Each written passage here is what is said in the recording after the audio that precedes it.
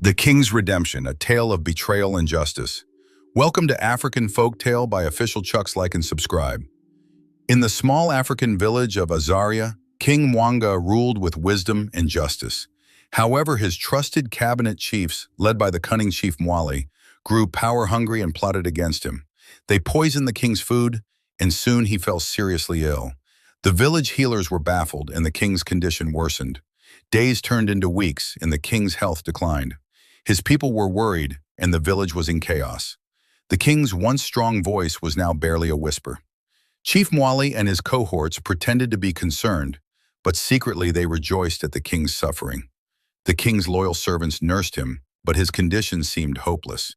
One day, a poor but kind-hearted little girl named Nafula wandered into the palace. She had heard about the king's illness and wanted to help. Nafula's grandmother had taught her traditional medicine, and she believed she could cure the king. The king's servants were skeptical, but Nafula's determination touched their hearts. They allowed her to see the king. Nafula examined the king and prepared a concoction from local herbs. She fed it to the king, and slowly he began to recover. The king's servants were amazed, and word spread about the little girl's miraculous cure. As the king regained his strength, Nafula became a hero in the village. Weeks passed, and the king's health improved dramatically.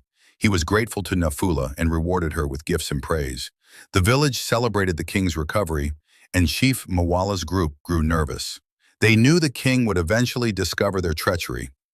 King Mwanga, now fully recovered, ordered an investigation into his poisoning. He suspected foul play but had no evidence. His loyal servants and advisors helped him uncover the truth. They discovered a trail of clues pointing to Chief Mwale and his cohorts. The king summoned Chief Mwale and his accomplices to the palace. They denied any wrongdoing, but the evidence was overwhelming.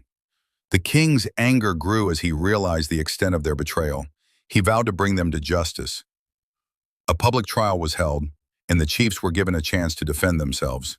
However, the evidence was too strong, and they were found guilty. The king's people demanded justice, and the chiefs were sentenced to punishment.